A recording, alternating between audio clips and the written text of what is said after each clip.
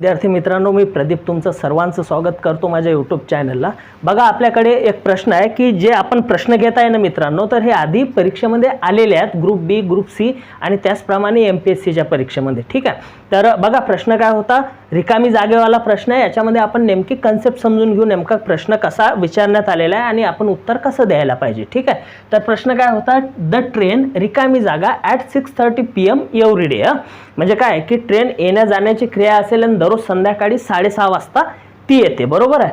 पहिला ऑप्शन काय होता बघा, अराइव्ज आहे, हे क्रियापदाचं कुठलं फॉर्म आहे, फर्स्ट फॉर्म। त्याच्यानंतर बघा विल अराइव्ज आहे, म्हणजे हे क्रियापदाचं फर्स्टच फॉर्म आहे। बट हे जे असते ना सिंपल फ्युचर टेन्स मध्ये विल जे आहे ना हे हेल्पिंग वर्ब टू बीचं फॉर्म तुम्हाला वापरावं लागते, म्हणजे सिंपल फ्युचरवालं असेल। त्याच्यानंतर बघा हे अराइविंग आहे, म्हणजे या क्रियापदाला V4 म्हणजे ING लावलेलं आहे आणि हे केव्हा लागत असते, जर याच्या आधी कुठलं हेल्पिंग वर्ब आलं, कुठलं ॲमिजार वाजवर जर का आलं तर तुम्ही V4 यूज करता येते। मग इथं बघा कुठं आहे का ट्रेन, द ट्रेन आहे, कुठलंच हेल्पिंग वर्ब नाही आहे याच्यामध्ये पण नाही, म्हणजे हे ऑप्शन इथं ऑटोमॅटिक काय होते तुमचं कट होते, म्हणजे बाद होते। ठीक आहे, आणि 4 नंबरचं बघा काय होतं, वुड अराइव्ह होतं। वुड हे मॉडल ऑक्झिलरीज आहे, याच्यानंतर क्रियापदाचं काय येते, नेहमी फर्स्ट फॉर्म येते। बघा आता ऑप्शन बघितल्यावर आपण चेक केलं की नेमकं काय कुठले कुठले ऑप्शन आहेत, त्यातलं एक ऑप्शन कट झालेलं आहे, उरलेले 3 ऑप्शन आहेत। ठीक आहे, आता लक्ष द्या बरोबर काय होणार आहे।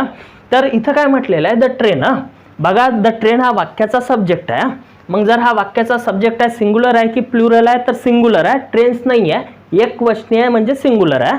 मग ते जर सिंग्युलर आहे तर इथं आता बघू आपण काय होते। आता काय होते 6:30 वाजता संध्याकाळी, आणि हे काय म्हटलेलं आहे, एव्हरी डे। आता एक नियम काय सांगतो की एव्हरी डे असेल, हा शब्द असेल तर याचा अर्थ काय होते माहिती आहे का, दररोज।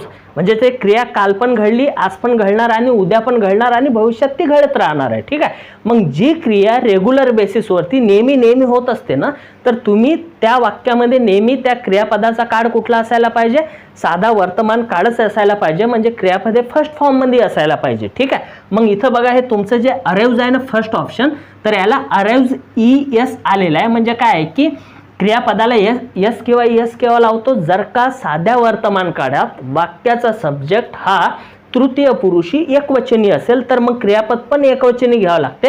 आणि त्यावेळेस जर तुम्ही क्रियापदाला यस किंवा ES लावताना साध्या वर्तमान काळात, तर ते काय होते, सिंग्युलर म्हणजे काय होते, एकवचनी होत असते, म्हणून इथे एकवचनी होणार आहे। म्हणून तुमचा आन्सर काय येणार इथं फर्स्ट वाला अराइव्ज, म्हणजे द ट्रेन अराइव्ज।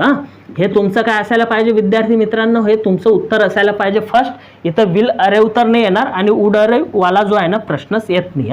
बघा विद्यार्थी मित्रांनो, एवढ्या साध्या कन्सेप्ट असतात, फक्त तुम्ही प्रश्न समजून घ्या, उत्तर ऑटोमॅटिक बरोबर तुम्हाला समजते की कुठले लिहावं लागते।